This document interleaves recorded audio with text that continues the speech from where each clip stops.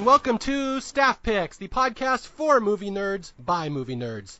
As always, I'm Mario Lanza, and in my never-ending quest to find more movies for you that are perhaps a little underloved, underrated, underknown, today we're picking one that's kind of a mix of all three of those, and this is another one of those. I try to do older movies on this show, stuff from the 70s, 80s, that's been around for many years and has developed a reputation. My movie today is only 3 years old. This is the horror movie Unfriended from 2015, so that's only 3 years old as of the time of this recording.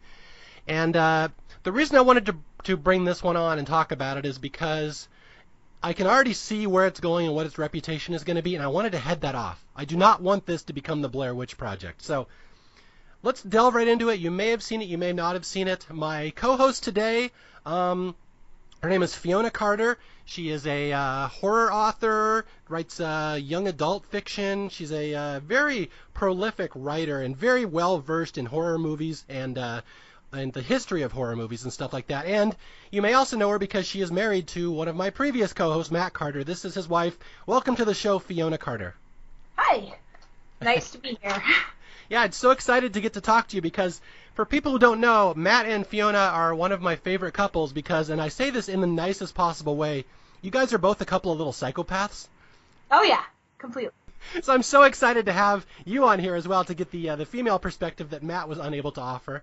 Yeah, I just have to say before I will let Fiona introduce herself, but I just want to give people a little introduction to how I first met Fiona.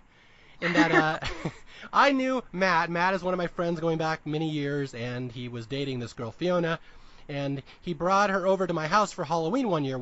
I live in a neighborhood where there's a lot of crazy Halloween stuff going on. We get hundreds and hundreds of kids, and it's just insane how much activity we get at my house. So Matt brought his girlfriend over, and he said, well, she's going to dress up as Carrie White from the movie from the 70s. So here's my girlfriend. Could you please dump 4 vats of fake blood on her?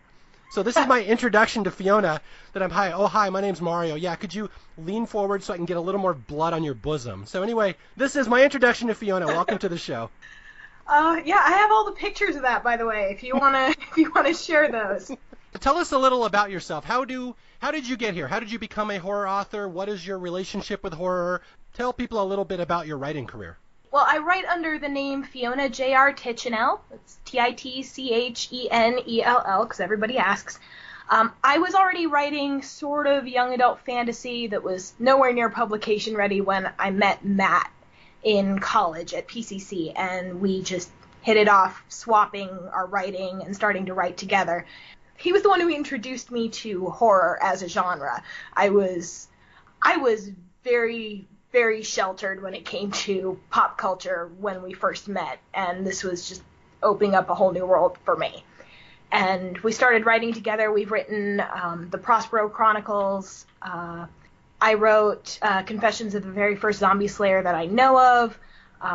Some Side Effects May Occur. Those are teen horror. I've got a new one coming out the 24th of this month, in fact, Out of the Pocket, which is a satire of the paranormal romance genre, where we have a teenage girl get into a fantasy relationship with a super-powered alpha male, and it turns out to be exactly as much of a nightmare as it should be. And I'm really proud of that one. And we have a superhero noir coming out in August as well, called Pinnacle City, a superhero noir, which is this dark, gritty, 2-person drama of a naive, sheltered superhero and a private investigator who have to team up to save the city in a world of superheroes. And we're really, really proud of that one coming out soon. I am a huge horror lover. I love horror movies, horror games, horror books. Yeah, and it's interesting. I didn't realize that you came into horror so late. Like, you didn't grow up a horror movie fan, right? And I kind of know the answer to this. I'll kind of spoil it for the audience. Your parents aren't both from America. I vaguely remember you telling me once that you were basically grown up in a culture that they didn't really like American pop culture or movies. Yes, my mother's from Australia, and my dad was born in the U.S., but is a huge fan of British pop culture, so that's mostly what I was raised on. I was raised on Monty Python and Are You Being Served and all of those British sitcoms and some movies in that vein as well. And my dad is an English teacher and very, I don't want to say elitist, he's very picky with what he what he spends his leisure time watching and reading, and it was actually a rather terrifying coming out process of, Daddy, I want to be a writer just like you wanted, but I want to write sci-fi and horror and gory juvenile things that you're never ever going to want to read. So some children have to come out to their parents in a more like a sexual way. You had to come out to your father, I like American pop culture and I want to write horror stories. Yes, exactly. Well, I congratulate you for making that step. It's a difficult time. Well, thank you. So, Fiona and Matt are forever recommending horror movies to me, and if you listen to the Invitation episode, you know that one, that Matt and I have very dark tastes in movies, and this is one that Fiona was very fond of, this Unfriended movie. She recommended it to me a couple of years ago, and I watched it, and I was just entranced by this movie. I'm so happy that you like this movie, by the way. I'm always embarrassed to tell people that I like this movie, and I shouldn't be. It should not be something to be embarrassed about, but I worry about such things, and I feel so validated that you love it like I do. Oh, that's very sweet. I'm glad that I have that kind of pull in your life.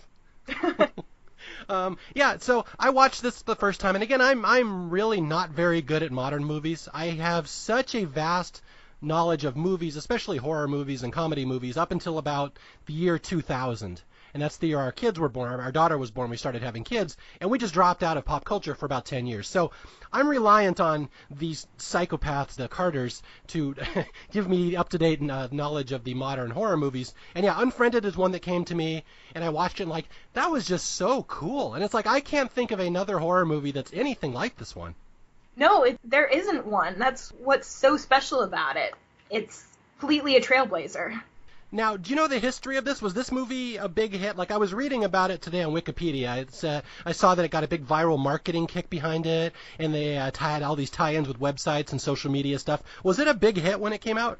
Yeah, you probably know about as much as I do on that. I was looking in the same place because I'm normally thoroughly sequestered from what most other people think of the movies that I like. I know that it came in third after Paul Blart Mall Cop. Your dad was busy watching that one, I'm sure. So, yeah, take that for what you will for how much respect this movie gets. Okay, and to kind of follow up on what I said earlier in the podcast is that this movie absolutely reminds me of the Blair Witch Project. And I don't know if we want to talk about this now or later in the podcast, but like I'm reading the marketing campaign for this movie came out, and they're just beating you over the head with, this is the scariest movie ever. This will change your life, and it really isn't. Like, it's not the scariest movie ever, and I think that kind of turns some people off. That makes sense, actually, because it's not the Texas Chainsaw Massacre, but what it is perfect at. Yeah, but it's so innovative, and it's such a movie that's of its time. Like, it could only exist in, like, the year 2015, and it's just really creative. And that's the thing I want to get across to people is that, like, no, this movie isn't the scariest movie ever. You go out there, you read reviews of it, they're all over the place. Some people think it's the greatest thing ever, and you'll get just as many 0-star reviews, people saying, that was horrible, I fell asleep, it was the worst. And neither of those is accurate. It's somewhere in the middle, but it's like that's exactly how the Blair Witch was received, and it took years and years for people to kind of come around and respect Blair Witch, and that's where I think Unfriended is going to go. Would you kind of agree with that? I hope so. I mean, you don't want it to have the legacy of Blair Witch, and I know you mean that in that you don't want it to be disrespected the way Blair Witch was.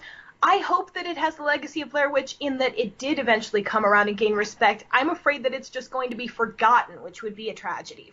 Yeah, I totally agree with you. Yeah, that's what I meant. I meant in the Blair Witch really struggled, and for people who don't know, I'm a huge fan of Blair Witch Project. This massive hit that completely changed the way movies were made in 1999, and then it's got built up as like the scariest movie ever, which it never was, and then the backlash happened, and it took years for Blair Witch to kind of come around and get people to respect it again. So that's what I meant. Yeah, and so many movies like Blair Witch end up getting the backlash for their imitators because they create something that other people want to follow in the footsteps of. Same thing with Scream.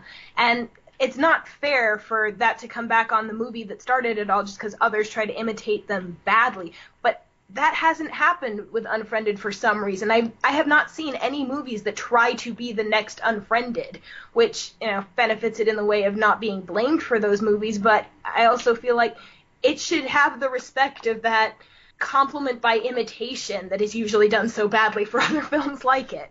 It's a really good point. I hadn't actually thought about that. Are there, again, you and Matt know this much better than I do. Since Unfriended, is there anything that's even kind of like this movie? Any even remote imitators? Not that I know of. And we're talking about this very broadly as if our audience knows this movie. Let's kind of give a quick summary of Unfriended. You want to kind of just give a quick overview on what kind of movie we're talking about here? Okay, well, essentially there's 5 friends who are talking on Skype. The introduction's a little more complicated than that, and find they've been brought together by the ghost of their dead friend who committed suicide after bullying trauma, essentially, and it's a slasher movie of them getting picked off one by one as the ghost tries to reveal what they did, what happened, what they've done to her, what they did to each other. And it all comes out and gets smeared all over the walls, and it is epic and beautiful. Now, I don't know if it's really fair to call it a slasher movie, because I think that'll kind of get people in the wrong mindset. It's not a traditional horror movie with, big jump scares and people going into haunted houses and people being stalked in scary areas. The whole movie literally takes place on a MacBook screen. It's on a laptop. The entire movie, you're watching someone's computer.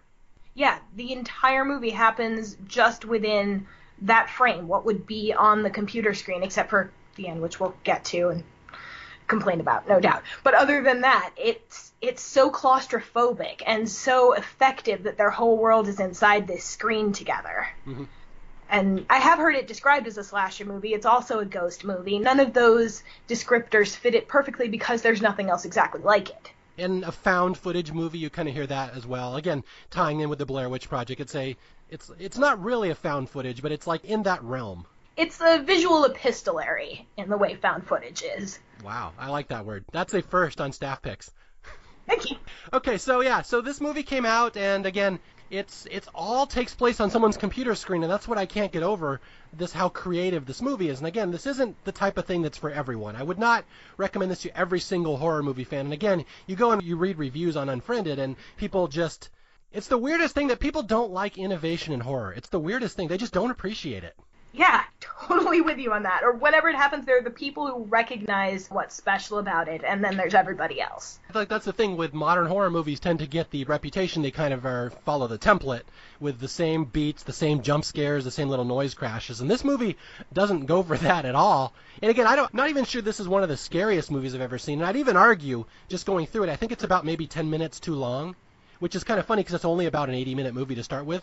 But man, is it very creative and clever, and when it works, I think it works on such a different level than what we're used to. I wouldn't call it the scariest movie I've ever seen, because the scariest movies I've ever seen, I can't watch over and over again. It's an ordeal. That is not an insult to those movies in any way. That's what they're trying to be, but I can't watch them casually. I'm glad I've watched them, and then, maybe I'll watch them again 5 years later. Unfriended I can watch over and over again, and it continues to be intense in a repeatable way.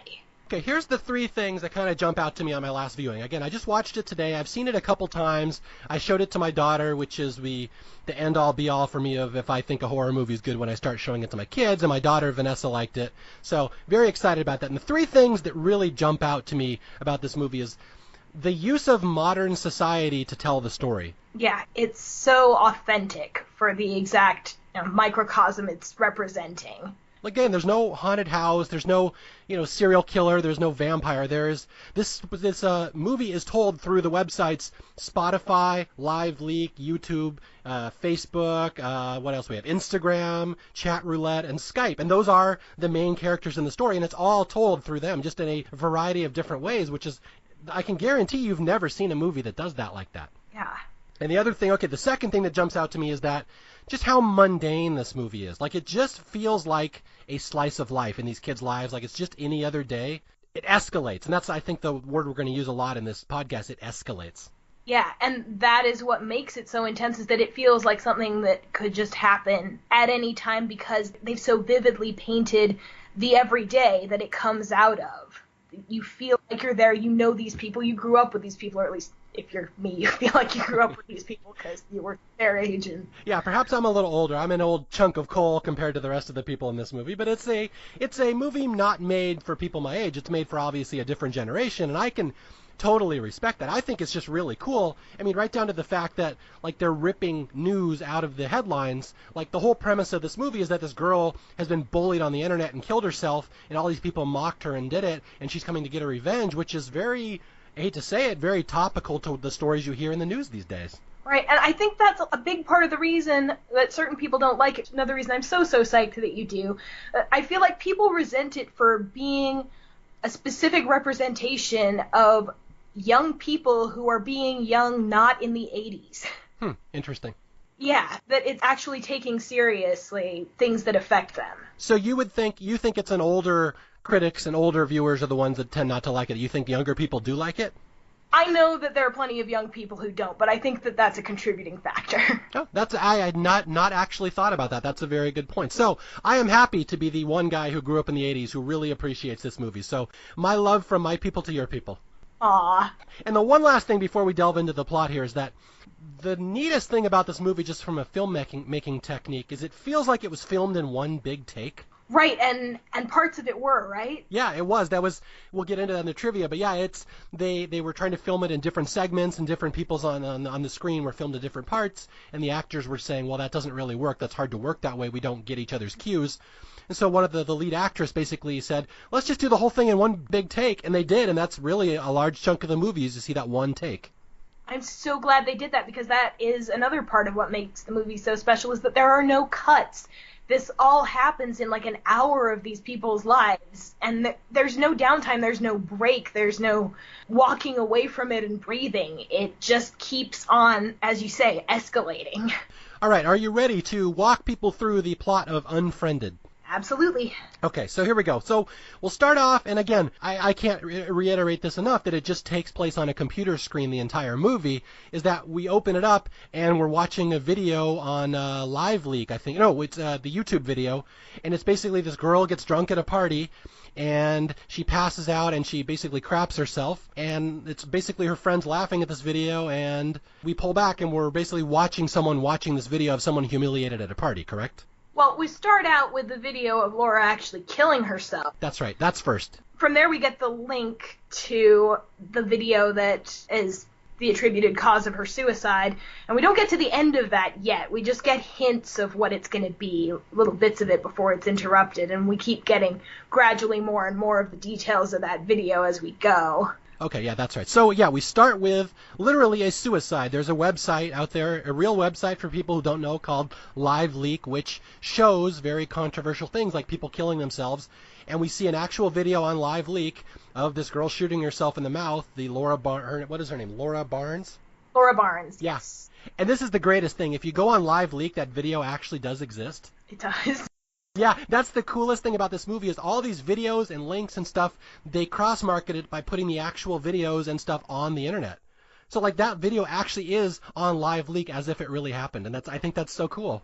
Yeah, that's exactly the way they did things for the Blair Witch Project, but for a new version, new era of how you spread that kind of knowledge that isn't quite knowledge. All right, so this girl, Laura Barnes, has killed herself. She was bullied through this video. And basically, we just cut from watching this Live Leak video to a Skype call. And it's between this girl, Blair, and her boyfriend, Mitch. And I have to laugh. Is Blair an intentional shout-out to the Blair Witch Project? It has to be. It has to be. I mean, that's so what I would do if I were making this movie. Her boyfriend's name is Mitch. You turn over the M. Ah, I didn't even think of that either. You're giving me all sorts of cool stuff. All right, yeah, so Blair and Mitch are basically about to cyber, and they're interrupted by a bunch of friends who are calling them, and we get the impression this is kind of a call that happens all the time. All these friends kind of have a weekly or nightly Skype call, and they just kind of join a group Skype call, and this will be the entire rest of the movie. And there are already so many hints being sprinkled in already in just what we've covered. Is there any spoiler-free pretending to? No, I don't think so. Let's just go straight into spoilers, because I think we will sell this movie better explaining all the way to the end. I think that will get people who have never seen it to probably appreciate it better. So no spoiler warnings. We're just going to go straight into it. Okay, so Blair, who is ostensibly our heroine for the entire movie, we get a hint right in the beginning when she's watching the bullying video of Laura, of the kind of person she is, because we haven't gotten to the actual meat of the video and what was used to embarrass Laura, but what we've gotten to so far is she's almost but not quite passed out drunk on a table being nuzzled by some random guy, and in the background we hear what we're not Sure, but on rewatching, you realize is Blair's voice saying, "I'm going to bed." Mm.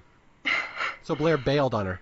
Blair bailed on her, and we know that that wasn't the end of the night later on, but we know what kind of person Blair is right away. Yeah, and again, unfortunately, that is one of the criticisms of this movie. They say, well, there's not really any likable characters, which I don't really see as a criticism. I'm perfectly fine with a bunch of unlikable characters getting picked off left and right. Would you kind of agree with that criticism? There's not really a good guy in the story. There is absolutely no good guy in this story, and normally that drives me crazy in movies too. It's hard to explain why it works so well for this movie, but it does, because that's sort of the point, and it lets you believe for the longest time that you relate to these people. It's not that you spend the whole time hating them, but gradually realize that, God, these are all terrible, terrible people, and Laura probably was too, from all the evidence we're given.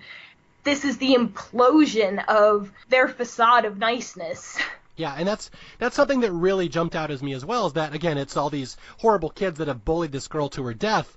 But in the movie, they present it as, well, you know, the girl who got bullied was kind of a bully too, and maybe she was kind of asking for it. So it's like, it's not movie character, like, falsities, like everyone's either all good or all bad. Like, everyone's got a nice little shade of nastiness in this one where they all come off like real people. Yeah, it feels entirely real. In a horrible, misanthropic way. It feels entirely real.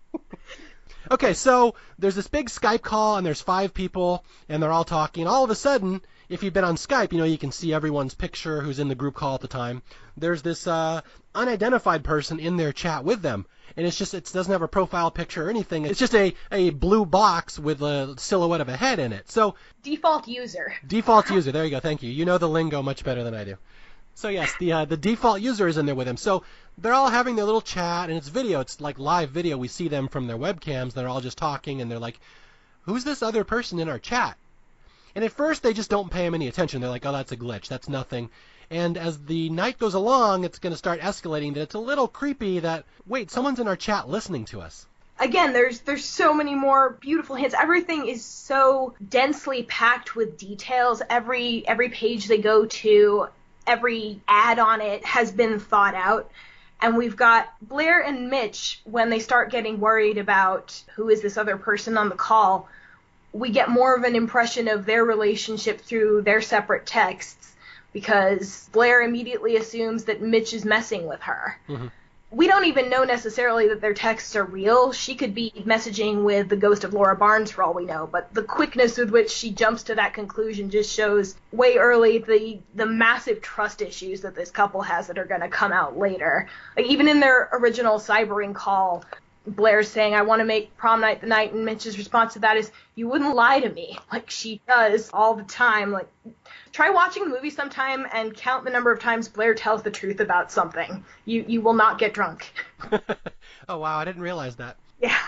Okay, yeah, so, and there's 2 things I have to say about this. Again, as the Skype call's going on, Blair is instant messaging, she's pulling up songs on Spotify, she's checking her Facebook email. There's all these things she's multitasking and doing, and it's a very intricate way the story's put together. And I just think it's so cool because it's such a modern way of storytelling and just so innovative.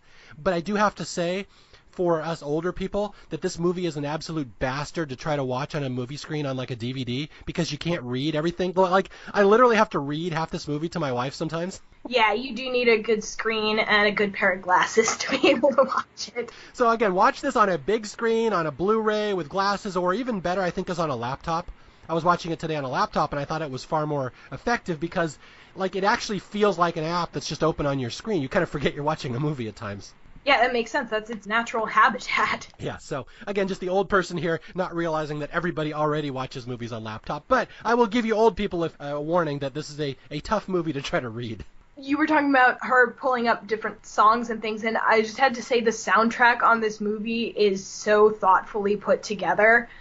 And it has the excuse that some of it gets dictated by Laura, and I know we'll get into the My How You Lie song later on, but if you look at Mitch and Blair's song that comes up whenever they're talking to each other, and you actually look at the lyrics, what we're hearing in the background is till death, till death, till death do we part. The next part of that that's usually covered by actual dialogue is till the death of this love. And there's even more in the lyrics there that goes with the movie, and it's clear that everything was so carefully chosen. And I know this is me geeking out here. I'm such a lyrics person.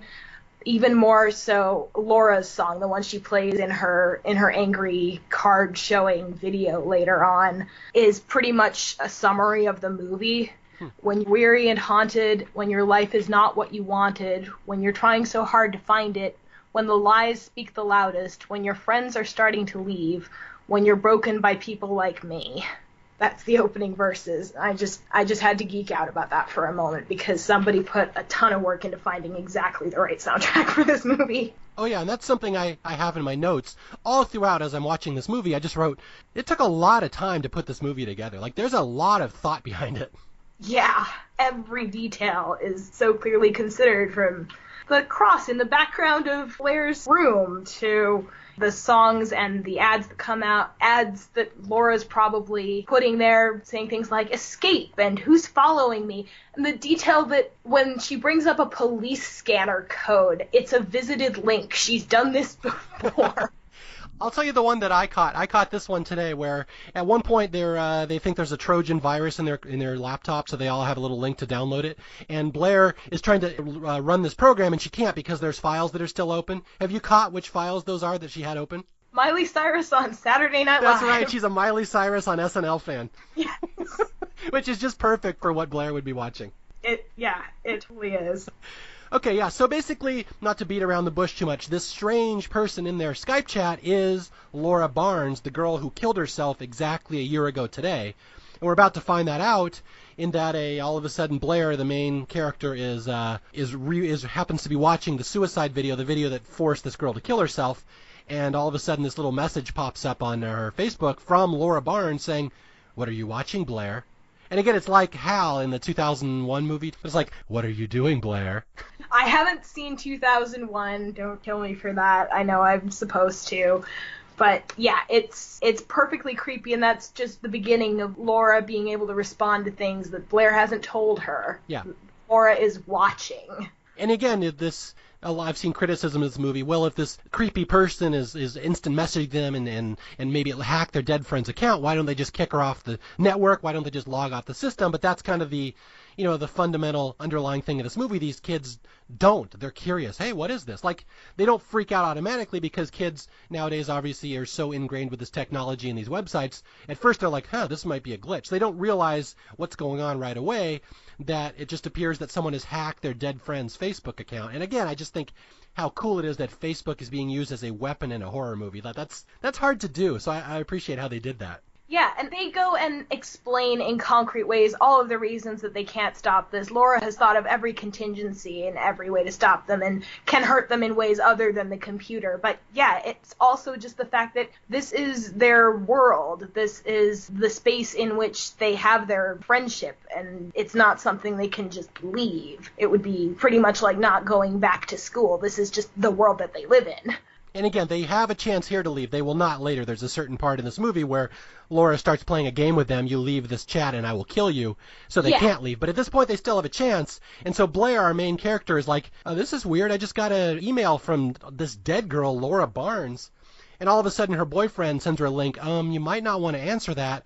He sends her to this webpage, and again, at a real website, I think, unexplainedforums.com, and there's a whole thing in there that, don't answer an instant message from the dead. Like, it's a big ghost story, like one of these urban legends that if you answer a message from the dead, they can possess you and make you kill yourself, so watch out. So it's like, it's one of these things like right off the bat, the boyfriend already knows about this theory. And so this will get ingrained in the system that, have they just opened up a portal to like this other dimension by answering messages from the dead? It has a very creepypasta vibe, the online horror stories about mundane things becoming evil. But the forum that he sends her to, and this is another reason why it might be Laura who's actually sending her this, it gives the secret for how to escape. It says you have to confess what you did, which none of them ever do, and that's why they die. Laura gives Blair like infinite chances to do that, and she never does, and it's sitting right there, and Laura keeps passing the link back to her. It shows up later in search results that shouldn't have it there, and it's just there waiting for her. Like, this is what you have to do. This is what you have to do. Well, I do have to point out, Blair actually does confess later, and it makes no difference. She still meets her maker. She never confesses. All right, yeah, she kind of half confesses, but it's possible that dead Laura Barnes, is just kind of a dick, so maybe it didn't matter. Well, she is, and they all are, but Blair never really fully tries to confess. Every truth she tells, every confession she makes is backhanded. It's always with a but. And I'm sorry you feel that way, but every time right up until she dies. All right, you are correct. And I did forget the little twist at the end. Yeah, okay, you're right. She never fully confesses. You are correct. Okay, so first thing they do is they think, oh, well, we're getting these messages from this dead person, this dead girl. This is sick. Someone's hacked her account. Blair tries to go to Facebook to report that someone's hacked a dead person's account. And this is where things start to get creepy, is that she files a formal complaint that there's a dead person, someone hacking her friend's account, and all of a sudden the submission form changes from Laura Barnes' name to, I got her, I got her, I got her, I got her. And it overrides, and it's like, well, that's a nice creepy moment. And so this is where things start to go a little downhill for these kids. And now Blair should know that it's really happening, because we get to find out later what the I got her glitch is referencing in her particular life, and that's not just a glitch. Yeah, this is not going to end well. Let's just spoil this right there. I think we're past that. Yeah. Okay, so the friends are like, well, you got this person emailing you from the dead girl's account. Why don't you just unfriend her? And she's like, well, I can't do it. It doesn't work. All of a sudden, the option to unfriend her isn't there. And so they have her reset her Facebook. And again, I just can't get over how clever this is, using famous websites to tell the story. She has to reset Facebook, and then she takes the dead girl's account. She unfriends it. She finally unfriends it, so she and Laura Barnes are not friends anymore. Hence the title of the movie. And this is where we get the final, or the last straw that broke the camel's back here for Laura, where Laura says, you shouldn't have done that, Blair. Yeah. So, there's a little ding, a little sound effect here when she gets unfriended, like ding, and then all of a sudden just the dead girl types, you shouldn't have done that. Yeah, and this is after Blair and Mitch arguing on text that's probably Laura, but is also probably indicative of how they usually talk, because Blair doesn't respond strangely to it. Mitch being supremely creepy, and Blair being this weird, ditzy, non-swearing, the most irritating little girl kind of voice that you can imagine on social media. You could be more helpful. Okay, so here we go. Let's ramp this up a little bit here. For some reason now, they think they have gotten rid of this weird person in their Skype chat, that whoever's hacked the dead girl's account, and now they somehow get convinced that this girl named Val is behind all this. Val is apparently a notorious troublemaker. So they add Val to the chat. So Val shows up, and we were warned ahead of time, no one likes Val. She's kind of a bitch. So Val joins, and this is where it's all going to escalate, starting right about here for the rest of the movie. And yeah, this is the point where we assume that there's some reason why where everyone's warned that nobody likes Val, and slowly over time we'll find that nobody likes whoever's not on the call right now. As soon as anyone's out of the room, the rest of them are talking shit about them. That's true. Okay, yeah, so Val shows up, and within a couple seconds we have these pictures of Val wasted at a party being shown up on one of the other girls in the chat's Facebook account. And all of a sudden she's like, I didn't post those. Why are those there? So these two girls get in a fight, and it appears that things are randomly being posted on other people's Facebook walls, kind of dirty laundry, airing their secrets. And all of a sudden these people are starting to bicker and argue with each other. And this is where we start to realize that this dead Laura girl is kind of controlling their Facebook. She's actually posting things to their page that were secrets.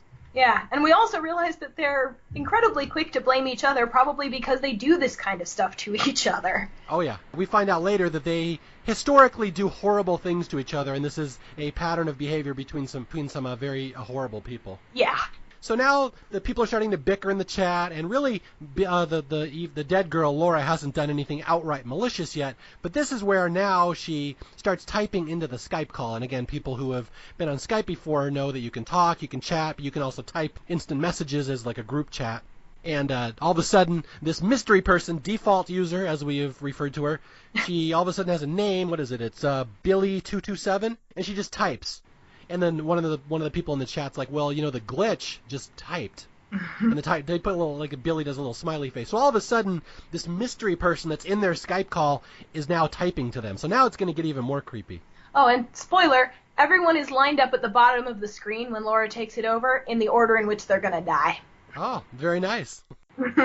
Okay, so what happens is, Billy the creep starts typing into their chat, and this difficult girl, Val, the one that nobody likes, starts threatening Billy. She's like, who are you? Get off our call. This is fucked up, blah, blah, blah. I'm going to call the cops on you. And then we don't see it, but apparently the dead Laura girl threatens Val. She says something threatening to her. I'm going to come get you. I'm going to kill you. I'm going to cut you. and Val freaks out, starts calling the cops. Someone just threatened me on Skype. I'm going to call the cops, and this is not the preferred way to handle Laura. Yeah, and first of all, when Val is threatening her, she says, I'm going to come down there and knock the trash out of your ears. Laura's response is, sounds great, but you wouldn't like it here. So presumably Laura's in hell, and Jess made a glib remark earlier when joining the call about Blair going to hell with the rest of them, which is probably exactly what happens by the end of the movie. And right when they're about to find out that it's Laura, that it really is something supernatural, and they're trying to find out who it is, because they all, of course, assume that it's one of them because they're terrible people and they know it, hands up. Everyone takes their hands off of the keyboards to show that they're not the ones doing the typing. And it looks perfectly across the screen. Everybody's hands up, like all of them are proclaiming innocence. Like, it's not me. That's cool. And that is exactly what they continue to do for the rest of the movie, proclaiming their innocence. Okay, so it's time for our first death here. Now we're going to start getting deaths. They're going to start coming faster and faster as the movie goes along, and that's the thing that really jumps out about this movie. You kind of think, if you're hearing this for the first time, like, how is this scary? It's just somebody typing to them on Skype. Well, she has the ability to leap into their bodies and have them kill themselves quite graphically. So that's what's going to happen. So the one girl who threatened Laura by calling the cops, she disappears from Skype. This is Val. And all of a sudden she pops back on, and they see her, and she's just comatose. She's just staring at the camera. It's a really creepy scene the first time you see it. Like, they're all in a Skype call. She just... Frozen. Because that happens on Skype all the time. You'll just have a still from whenever the camera crashed, and you'll be able to hear things, and they think that that's what's happening. And it's beautiful, creepy reveal when someone calls her phone, and you see it vibrate into view, confirming that the image is live, and she really is that still. Yeah, she's like in locked-in syndrome here, where she's just staring and she can't get out of her body. It's just a really creepy reveal. And again, it's one of the scarier shots in the movie. So yeah, they're like, what are we looking at? Why is Val just sitting there? And ostensibly, Laura has done something to her, gone into her body and had her kill her. But so she's dead, just staring at the cameras. And then all of a sudden you hear in the background the cops, because Val had called the cops that someone's threatening her. And you hear the cops rush in. And it's just a really tense scene, them just staring, all these kids just staring. Like, what's going on? And then they think, did she have a seizure or something? So they have not put two and two together that Laura has the capability to leap into their bodies and have them kill themselves. But yeah, so Val dies, and this is where I think we kind of get these chats between Blair and Mitch, where they're talking about, that was horrible when everyone did to Laura when they killed her. And Mitch, of course, like you said earlier, says, well, she kind of deserved it. She wasn't the nicest person either. And this is where we get the video you talked about, Laura, when she was fighting back against her bullies before she killed herself. Right, and Mitch is, well, what we think is Mitch at least, is presenting this as evidence of Laura being a terrible person. And she probably is, but what she's doing in this video is fairly justified considering the situation that she's in, which just ends up casting more doubt on Mitch. So Val has been killed. We're kind of getting a little more backstory of all this bullying that had gone on to Laura before she killed herself, how terrible it was, kind of what a terrible person she was. Just a horrible combination of toxic people here. Everyone pretending to be horrified by finding out the way that Val was bullying her in particular, even though they were all doing exactly the same thing.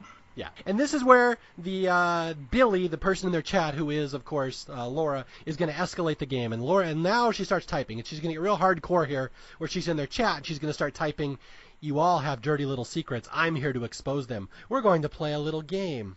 She starts sending pictures. I think the first thing is she sends a little picture of Blair saying, I know you cheated on your boyfriend with this other guy who's in the call, Adam. And this is just the first thing. It's going to go on and on. It's like, man, these are just shitty people. Everyone is receiving their own particular thing. And Blair is probably thinking when she receives this is your secret, that this is what everyone's looking at. But presumably, since nobody reacts to it, everyone is receiving their own personal hell in email form and hoping that nobody else is receiving it. Okay, and here is where the deaths start picking up now. So Val has died, and they just think she has had a seizure. They don't really get that Laura has killed her, but this is just getting creepier and creepier that this person in their Skype chat can listen in on them. Like, even when they're talking, she can hear them, so they mute their mics, and she starts unmuting their mics so she can hear everything they're doing. And so the one nerd in the group, they have this guy, member of their groups, Ken, he's like, well, he's like this big hacker. He knows everything about computers. He's like, this is probably some glitch, some Trojan horse, some hacker that they're messing with Skype. I'll send you guys a program, and it will basically delete any viruses from your system. So it's kind of a tense scene here where Ken's trying to send everyone a virus to knock this hacker out of their Skype chat. And meanwhile, as he's doing this, Laura, the dead girl's like, don't do that. You don't want to do that, Ken. And so they all download this thing, and they run it, they execute this program. It knocks her out of the call. It knocks Laura, the stranger, out of their call. And all of a sudden there's relief. We did it. Thank God Ken knocked her out. Can't forget that while they're all freaking out, waiting for the program to work to try to kick Laura out, Adam pulls a gun on the screen. And only... Only after the program works and they think she's gone does anyone acknowledge that, oh my God, you pulled a gun. Yeah, it's just all kind of getting chaos now in the call. They're just kind of freaking out, and they can't get this person out of the call. And so eventually, yeah, Ken's Trojan has dumped her out. Then one of them was waving a gun around in the call. It's just kind of chaos. And then all of a sudden, Billy comes back into their call. And they're like, oh, shit. Like, we thought we got rid of her. She's back. And now this is where it really gets creepy. I think this is probably the creepiest scene in the movie, where all of a sudden Billy's not a default user anymore. Now she's a webcam. And now we see her in the lattice right behind Ken. She's sitting literally behind the guy who just knocked her out of the call. Yeah, and we get to see from both camera angles as he's moving around and going to investigate the camera. And you can give him shit for going to investigate, but don't, because you would. You absolutely would. So, yeah, so they have to watch as Ken. They're literally like, Ken, I think Billy's right behind you, literally right behind you. So Ken turns around, and he kind of investigates, and he pulls out the lattice. And the last thing we see of Ken, the hacker, is he's staring right into the camera, like he's somehow found out what Laura looks like. He's looking right at her. And it's just he freezes like we saw with Val earlier. He's just staring right into the camera, and it's like the scene in It, if people have seen the Deadlights. That's kind of what Ken looks like here. Yeah, exactly like that. I hadn't put those two together, but that's perfect. Yeah, so Ken is staring at the camera, and he just freezes, and all of a sudden, he drops out of the call, and it's kind of a tense moment, like, where's Ken? What happened to Ken? And then he joins the call again. All of a sudden, Ken's back in the call, and we see him screaming, and, like, the lights are flashing, and he, like, hits his head on the wall, or the desk, and then there's a really graphic scene of him putting his hand into a blender and ripping his arm off. And it's like, whoa, where'd that come from? It's a very loud, intense scene, and it's probably the biggest jump scare of the movie, at least until the last 2 seconds. But yeah, this is a very graphic scene. Like, whoa, somehow Laura made Ken kill himself by putting his arm into a blender. Yeah, and then breaking the blender and pushing it into his neck. And he had the blender there for making salsa earlier on. Everybody's murder weapons are perfectly set up way early on, and it's perfect. But then it doesn't make it any less of a shock when suddenly the blood is everywhere and the screaming and the glitches choosing what you see until finally it's just over. Yeah, and it's one of those things that I've said this on Staff Picks before, I don't really recommend gory movies to people. This isn't necessarily a very gory movie. There's a couple real quick shock jump scares that have some gore, but it's not, in essence, like a bloodletting movie. There's not a whole lot of blood in this one. No, that's not the general point of it. It doesn't sanitize the things that it shows, but it's not about how much blood can we pour down the screen either. Let me put it this way. There's far less blood in this movie than the blood I dumped on Fiona's head the night I met her. Well, that's not saying all that much, but yeah. Okay, so Ken has been killed, and now everyone's freaking out. Like, what the hell is going on? They don't really grasp the situation here, that this is a death spiral. They're all going to die tonight, and they can't go anywhere. And this is where Billy starts typing in the chat. She's like, you're all terrible people. I know you've done all these things. Like, I have all your dark secrets. And she starts telling them, you better not leave this chat. If any of you leave this chat, you die immediately. So that's some of the criticism of this movie. Why don't they just log off? Because at this point, they can't. They are locked in at this point. She has the capability of entering their body, physically making them grab a weapon and kill themselves. So they cannot leave. They are in this for the long haul at this point. Yeah, and I think they probably always were. She just wanted to let them believe things were normal for as long as possible. But you can interpret that one either way. And she's also having her personal conversations with each of them at the same time and accusing them of what they did to her. And Blair looks again at the article that tells you how to escape. And her way of trying to follow that advice to confess is changing "it wasn't us" in her message to Laura to "we didn't mean it. Everyone was doing it. We're good people." That's Blair's version of confessing. I'm not sure if we're spelling it out for you, but this group of kids are the ones who were bullying Laura before she died. They were doing it behind fake screen names, fake usernames. Again, the type of stories you hear in the news where someone gets embarrassed at school, everyone mocks and taunts them until they kill themselves. It was Laura's friends that were doing it behind a guise of these anonymous names. So she is absolutely livid. She knows that they did it, and she's going to start haunting them. And then, yeah, like you said, Blair attempts to apologize. She reads somewhere that if you confess your sins, you will be spared, that the specter will not enter you and have you kill yourself. So Blair tries to apologize the best way she can by saying, we didn't mean it. Probably the way you've been apologized to by some terrible person online at least once in your life. Whoever you are, if you've ever touched a computer, this has happened. Yeah, absolutely. I mean, there is a lot of truth in this movie. I mean, who among us has not bullied our classmate until they killed themselves? Am I right? Sorry. I need some darkness in a Carter podcast. I know. It has to happen. Okay, so Blair says, we're good people. Don't judge us for what happened when you killed yourself. We're really good people. And Laura's like, are you? Let's find out. Let's play the game. We move on to what is probably my favorite scene in horror. Period. I wasn't going to call it that. That would be my favorite scene in horror, is the Never Have I Ever scene. And I don't know if you can even call it a scene because this movie doesn't really have scenes. Everything leads into the next, but everything from when they start playing this game until the end is just some of the most intense social horror I have ever seen, and it is fantastic. Yeah, and we're not underselling this one. Like I said, this is an intense movie. Get ready for this one. So the Never Have I Ever game is the dead girl Laura makes them hold up 5 fingers. It's like a drinking game. And again, we're all on webcam, so you see everyone as this is happening. And we're going to play the Never Have I Ever. And every time you've done something that I say, you put a finger down. And normally that's a drinking game, you would drink. But in this instance, when you get to the end, you die. If you put your fingers down, you will be killed. That's our game tonight. And of course, when everyone starts with 5 fingers up, it looks again like they're all swearing their innocence. You can just imagine their other hand is on a Bible or something in that scene when they all hold up 5 fingers. So the first question in Never Have I Ever is, never have I ever started a rumor that Blair has an eating disorder. Like, oh, these are wonderful kids, that one of them has started a rumor online that another one has an eating disorder. So this girl Jess has to put her finger down, guilty, I did that once, and then the girls start screaming at each other. And then we find out that Blair once crashed Jess's mother's car and didn't take the blame for it.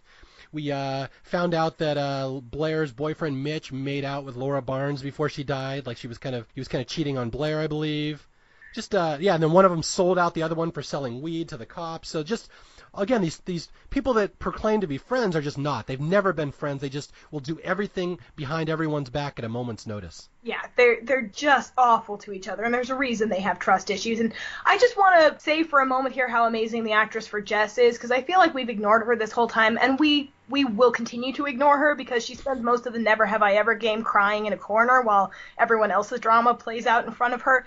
But she is the one character that I feel most like I knew in high school. She just exudes this genuine teenage shell, this attempt at cool that is so lifelike, and I just had to shout that out to the world.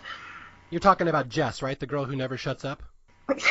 Well, so they say, but I think she has probably the fewest lines of all these characters. She probably is the best person out of this group, because again, we hear some of the stuff that they've done. One of the other guys roofied a girl at school, and then she got pregnant and he forced her to get an abortion. It's like, whoa!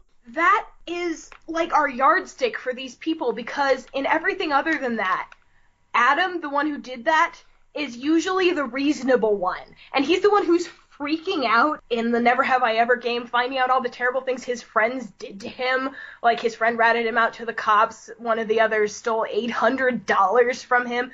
And he's the one who takes it hardest. He just assumed that, well, you knew he was a bad person, but he can't believe all the others are terrible people too. And for a moment, you almost feel for him and realize, objectively, on paper, he is the worst person here. The thing he gets called out for is unforgivable. So when we're starting to relate to him over these other people, that just shows how irredeemable this entire batch of humanity is in this movie. You just get the sense these are just spoiled, rich kids with no parents around, access to drugs, cars, weapons, just, again, horrible people. Everyone knows or knew kids like this in high school, and it's just, you start hearing these stories spilling out. And this is the part we talked about earlier with the soundtrack, where Laura now points out, well, Blair, you cheated on your boyfriend Mitch with Adam, the roofie guy, and so she shows a video of the two of them having sex, and this is where Spotify in the background starts playing How You Lie, Lie, Lie. And it is amazing. It just ramps up the crazy of this scene. They can't turn off the music. It's such a silly thing that they can't turn off the music because Laura controls it, but it just pervades the scene and sets the terms and makes everything frantic and, again, claustrophobic, that they can't stop listening to this music about how much they're lying to each other. Yeah, and again, just for people who don't know this movie, Laura is controlling the Skype call, she's controlling their computers, she's controlling their emails, their Spotify, their music, everything. She can mute, she can unmute their mics, and this is where she gets especially creative. She starts printing out things to their printers. This is when she's taking back the game, because Adam, after freaking out, actually took it over for a while and started making up the questions. And the others took over from him, making up questions for each other, calling out the things that they've done, and Laura just allows this to happen. She provides timers and everything, makes this part of the game, because watching them turn on each other and self-destruct is even better than anything that she had planned. And I have to say how cool that is, how they do this in a movie. The sound of typing, how scary they can make the sound of someone typing and you're waiting for the letters to appear. Yes. And how scary they can make things like a file downloading. You're waiting for a file to download. How they can actually make that into a tense scene as you're waiting for this file to show up on your screen. That's so clever. And again, it's one of those things, even if you might not think this is the scariest movie ever, I just think you have to appreciate the little things they do in this movie to add tension in the scene that shouldn't be tense at all. They just somehow do it through sheer filmmaking genius. I think that anybody who's had an intense relationship of any kind that's taken place significantly over the internet, and I don't mean exclusively over the internet, I mean it could even just be texting. You've probably had that moment where it feels like your life depends on what is happening in that little ... box where somebody is typing. And this movie just plays on that and ramps it up, and that's what I love about it. These are my favorite stories. My favorite stories to work on, my favorite stories to watch and read are the ones that take a genuine, relatable social dynamic and use the paranormal, the supernatural, the futuristic, whatever, to ramp that up to the nth degree and pick it apart and make it all the clearer and more intense. And this is just one of the best examples I've ever seen of a movie maker doing that. Now, okay, that leads me into an interesting question. You obviously write horror fiction. You're a much more prolific writer than I am. Do you think this story would work in a written form, or did it have to be visual? It had to be visual. I mean, there are similar stories that have worked in a written form, like TTYL, the Internet Girls books by Lauren Miracle. It's traditional form in print, and it's done in IMs. But this Unfriended is specifically born of the medium that it's in. It's a Skype call, and all of the other things surrounding it. It is happening in a computer screen, and it can never be captured perfectly as it is in any other form. And one other thing that just made me think of when you were saying that is that there's a really creative and genius storytelling device in this movie. How, like, at a certain point, Blair wants to type something on the screen, and she'll type it out, but she won't hit return, and she'll backspace and change her mind and write something else. There's no other way you could do that in any other movie other than the way they do it in this. It's like you get to see her inner monologue in a way you're not used to seeing that. I've done things like that in books where characters are texting and you'll see something that they delete without sending it, but it's so much more immediate in this movie where we get to watch her type it in real time and consider it, and we see her emote with a mouse. Yeah. Actually watch a cursor have feelings before she decides, no, that's not what I want to say, and she writes something safer that isn't as revealing or is emotionally dangerous to her. And you can feel someone who's not even on screen. You can't see her face, you just see the text box, and you understand.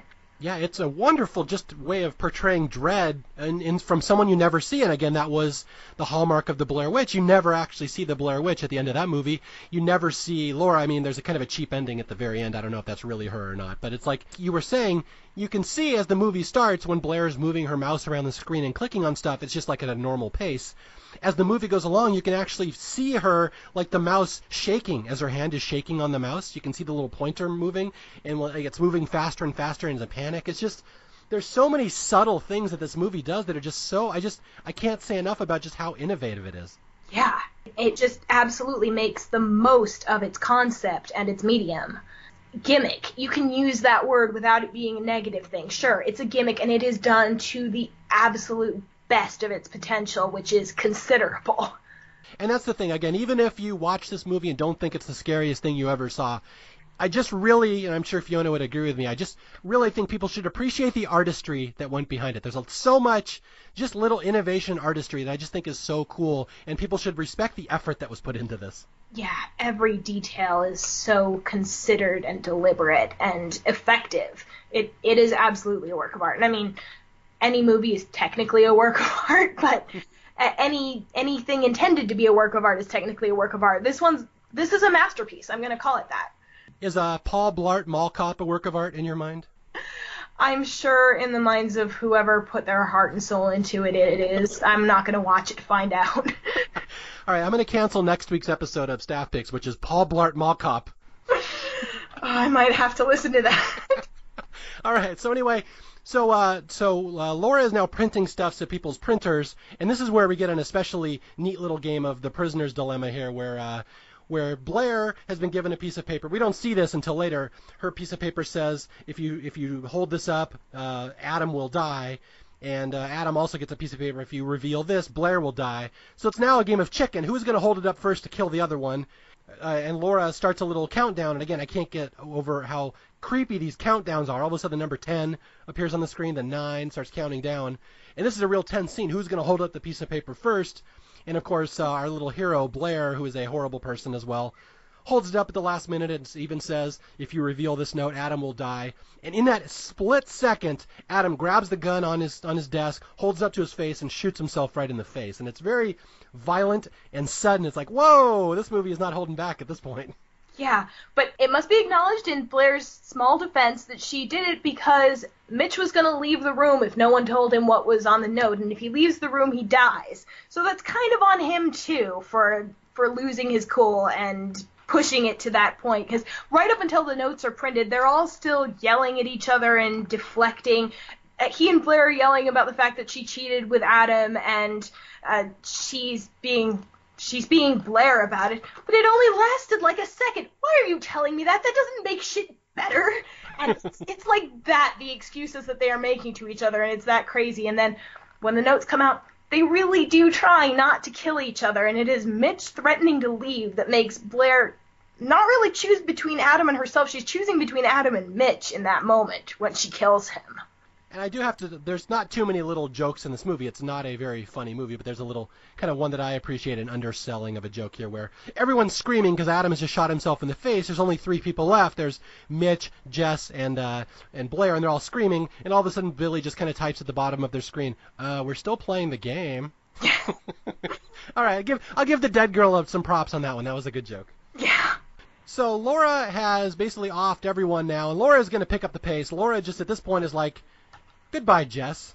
So all of a sudden, the lights go off in Jess's house, and here's another horrible death where her camera goes off and she's gone, and all of a sudden she comes back on, and you can see her with a curling iron she has shoved down her throat. Uh-huh.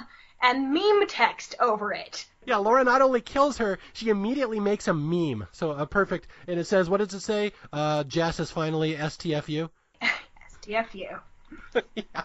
So, yeah, Laura has a little sense of humor. She kills Jess by throwing a curling iron down her mouth and then making a meme about it. So now it's just the last 2. We just have Mitch and Blair, the hero, and her boyfriend. And this is where things, in a movie that's already dark, is going to take an even darker turn, where we find out why Mitch and Blair had to be the last 2 killed. Yeah. I'm going to guess that Jess was the one who posted bye-bye Laura in the Laura Barnes Kill Yourself thread, setting up the goodbye Jess. Oh, so yeah, I mean, I would not be surprised because this movie is so well thought out. And again, I can't get over the fact that all these people in this movie have Facebook accounts. And if you go on Facebook and look it up, those accounts really exist. Like, they really tried to pass this off as something that really happened. And it's really funny if you go to, like, the YouTube video that's in the movie of Laura killing herself, of Laura being bullied before she kills herself. There's all these people arguing over whether this was a real event or not. It's like people are still fooled on YouTube. They're like, no, this was a real story, and they made it into a movie. And like, no, you dumbass, it was just a movie, and they cross-marketed it exactly like Blair Witch Project. But it's funny that even now people are still kind of fooled about that. Wow, that's impressive. So we get to why Blair and Mitch have to be at the end, but first we have the one good person in this movie. The one good person in this movie, the lady on chat roulette.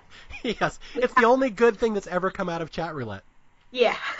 So Blair is trying to call for help before Jess dies on chat roulette of all places, because they've tried calling the cops earlier, and Laura can control that too. She can control their phones. So Blair's just trying anything she can think of to reach any outside party. And so we get this cross-section of chat roulette with people being stoned, people being naked, and then finally she gets to somebody in Nevada where it's daytime for some reason, even though it's night in California, who actually agrees to call the police for her. And it's too late, of course, but we get one good person in this movie, so shout out to, what was her name, Erin? I forget.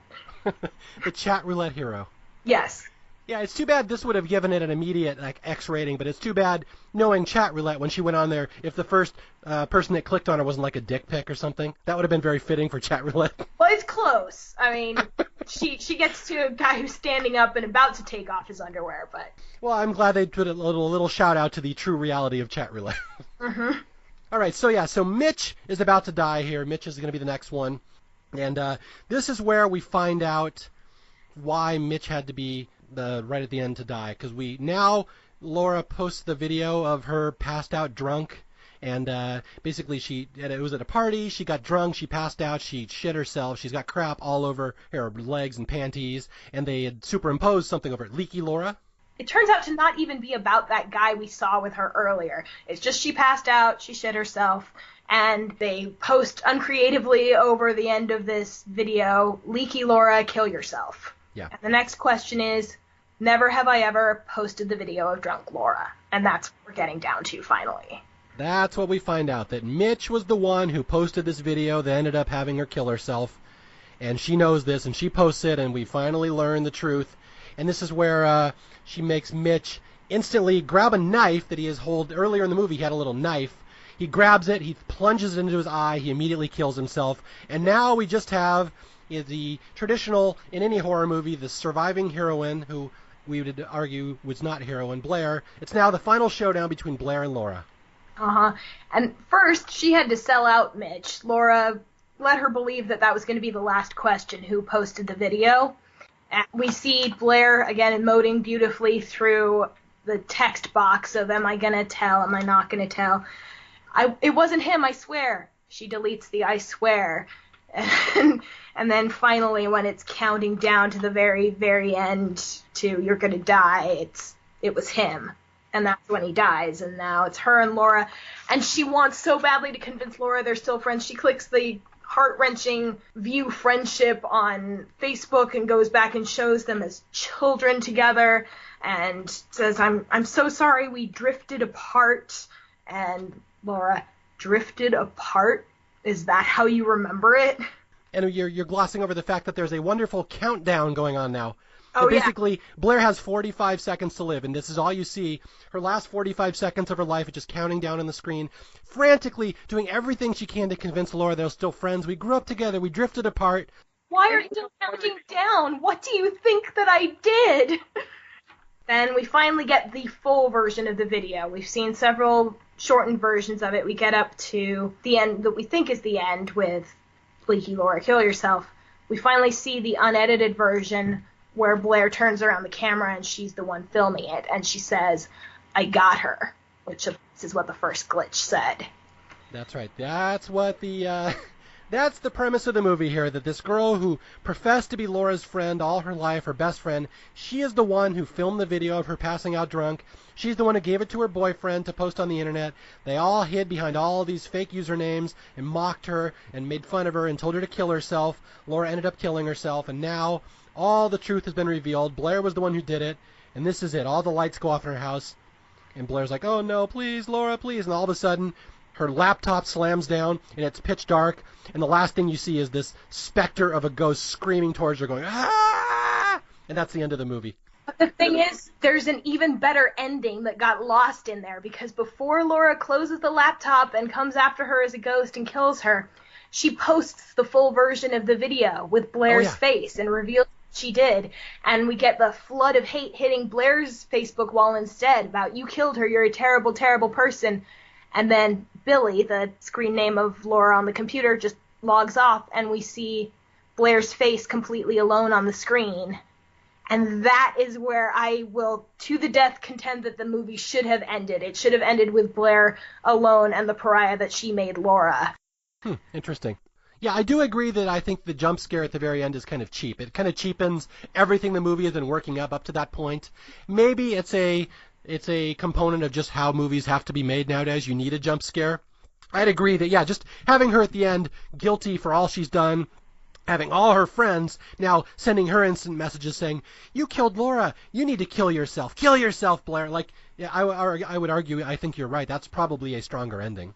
Yeah, I am adamant about that. That is the one thing about the movie that I will always complain about, as much as I love the rest of it. It wasted such a perfect ending setup. And again, I do think the movie is maybe about 10 minutes too long. I see some criticisms that it kind of gets annoying when they're all yelling at each other for the last 20 minutes, and that's probably true to a sense, but I don't think that cancels out the genius of this movie. Like, I don't think it's a perfect movie, but again, there's never been a movie like this, so they were kind of making up a template as they went along. I don't know, what do you think? Do you think it's pretty much flawless, or do you agree with me that it's maybe a little too long for its own good? Apart from the ending, I like it. You could probably trim a little fat, but I'm normally someone who doesn't like hearing characters bitch at each other endlessly and to no purpose, and it doesn't feel that way to me when they're yelling at each other. It feels like all of this was built up, and this is the moment when it was meant to be released. If it went on any longer than it did, I might get annoyed with it, but I feel like there was important thought put behind everything that was in there. And that's really the one word that I keep coming back to as I was watching this, just thoughtful. This whole movie is just well thought out and just very meticulously planned. I admire it so much the way it was made, because I could not make a movie like this. I can't even fathom how they designed all these interfaces and Skype interfaces and Facebook to do exactly what they needed at exactly that moment. Like, it's just very, very clever, I think. Yeah, absolutely. Just meticulous.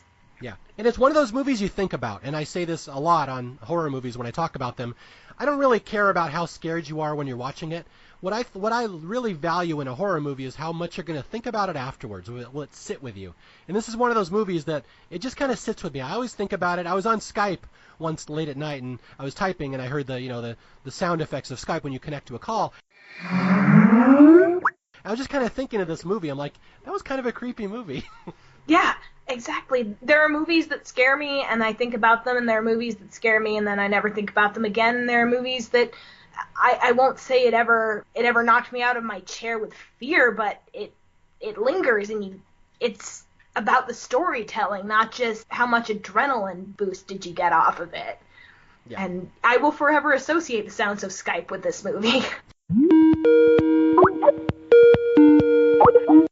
And that is, again, why I think you'd probably agree with me. We really hope this movie doesn't take years to get appreciated like Blair Witch did. I really hope people will go right to it and appreciate it now. And again, I was reading just some Netflix reviews, some reviews on Internet Movie Database. Just people just give this movie like 0 stars. Oh, worst movie I ever saw. It wasn't scary. I'm like, and that's just not fair. Like, it's about what you say with your scares. Yeah. I just don't appreciate the way that innovation always gets crapped on, especially in horror movies. Anything that's the slightest bit different immediately becomes polarizing, and I don't think it should be. That's the one message I hope to get across. I'm totally behind you there. Before we wrap it up here, there's a couple things I want to say about this movie. They made a sequel to it. It just came out earlier this year. I don't know if you're aware of that. I have not seen it yet. I'm looking forward to it. I hate the idea of sequels in general, so I will turn this job over to you, so you please go see it and let me know if it's worth my time. Will do. Yeah, it's supposed to be separate but in the same universe, and I think that's sort of necessary since all the characters are dead, but supposedly it's not going to be about Laura Barnes specifically, but sort of setting up something new, and I'm curious. I'm sad that the title is no longer Unfriended Game Night, because I was really hoping they'd have a go at gamer culture and its more ugly sides, but whatever it is, I'm curious, and I will report back. The other thing I want to say is, like I said, this movie's tough to read. If you have bad vision, be careful on this one. Get a nice big TV. But the other thing that's funny is I was just zipping through it today. I was trying to find certain chapters in the movie and skip along. And the funniest thing about this movie is if you look at the DVD menu for the chapters, every chapter looks exactly the same in the thumbnail because it's literally just the 5 people on a Skype screen. It's possibly the least valuable DVD chapter menu I've ever seen. Yeah, it would be, but the whole story manages to be told there, and that's part of the beauty of it. Okay, well, I really appreciate you stopping by. I'm glad you had a chance, because, again, Fiona writes tons of horror books, and this is one of those things. I know the premise of this movie is that tearing people apart and driving wedges between people, so we're going to play a little game here, Fiona. Okay. I did not let your husband plug his website or his books when he was here, but I will let you do that because I'm going to drive a wedge between you two. So let's play a game and tell people how they can reach you. Okay. You can find me at facebook.com/FJR Titchenell or at www.fjrtitchenell.weebly.com. Again, Titchenell is Titchenell. All right, well done, and I hope you sell thousands and thousands of books, and I hope you outsell Matt. Well, most of our books are co-authored, but hey, have a look at Out of the Pocket. That one's mine, and if you like Unfriended, there's a good chance you will like it because it is about the horrible, tumultuous craziness of the high school phase, which is just a goldmine for story writing because it's when everything is new and fresh and crazy and horrible and dramatic, and I love it. I hate it. I love that I'm no longer in it, and I love that I get to write about it forever. All right, and for those of you listening, thank you again for tuning into Staff Picks and for giving us a chance to share some of our love for movies that may not be all that loved out there. Unfriended, absolutely perfect one. It's just one that I really hope people appreciate the artistry. And again, if you need to reach me, you can reach me via email at staffpickspodcast@gmail.com. You can reach me on Twitter at Mario J. Lanza. And until the next time I talk to you guys, bye!